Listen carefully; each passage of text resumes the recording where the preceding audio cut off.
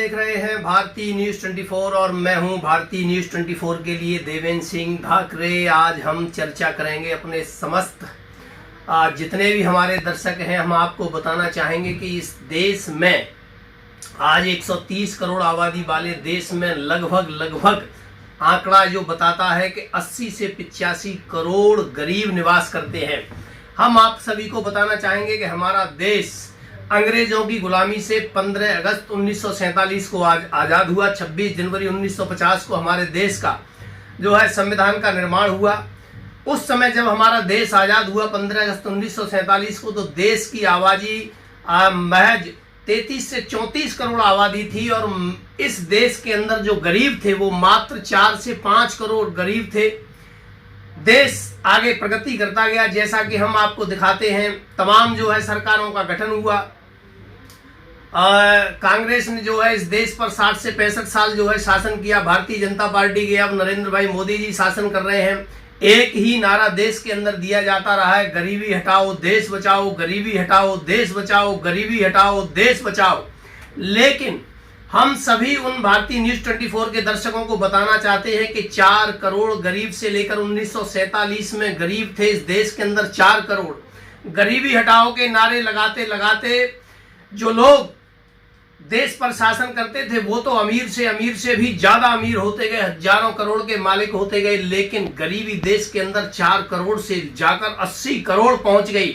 अगर हम बात करें तो ये 20 चौक 80 20 गुना गरीबी में इजाफा हो गया देश के अंदर। देश की आबादी बढ़ी मात्र जो है 33 करोड़ से 130 करोड़, यानी कि हम बात करें तो 4 गुना देश की आबादी बढ़ी, गरीबी बढ़ गई 20 गुना। ये बहुत ही चिंता का विषय है।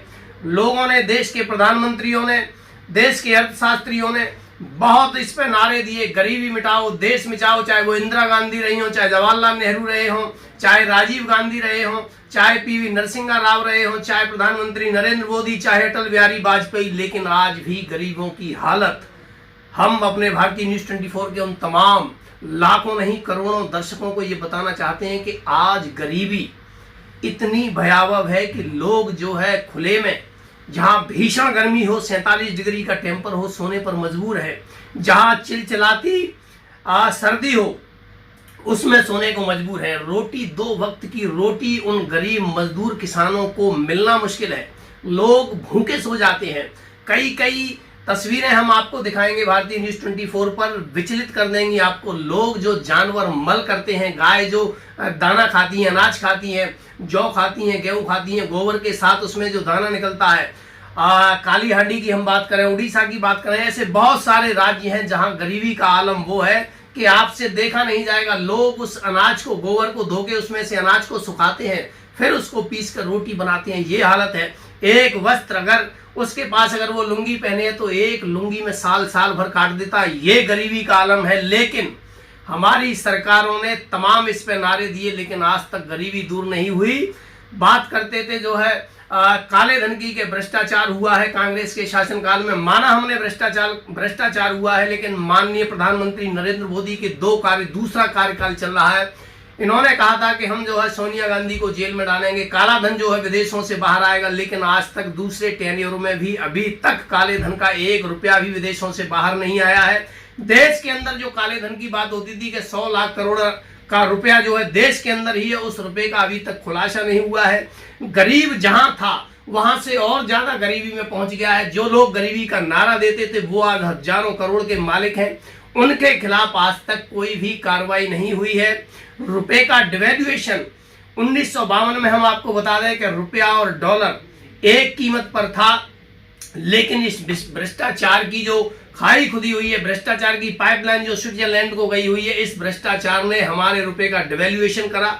लोग जो है विदेशों में पैसा जमा कराते गए और ये देश गरीब से गरीब होता जा रहा है। आज भी जैसा कि माननीय प्रधानमंत्री मोदी और अमित शाह ने कहा था कि हम काला धन लाएंगे, प्रत्येक व्यक्ति को 15 लाख देंगे। हम 15 लाख की बात छोड़ दें, 15,000 रुपए भी अगर प्रत्येक व्यक्ति को दे दिए हो गए, उस गरीब को दे दिए गए होंगे, तो कम से कम उस गरीब व्यक्ति का झोंपड़ा तक बन गया होता।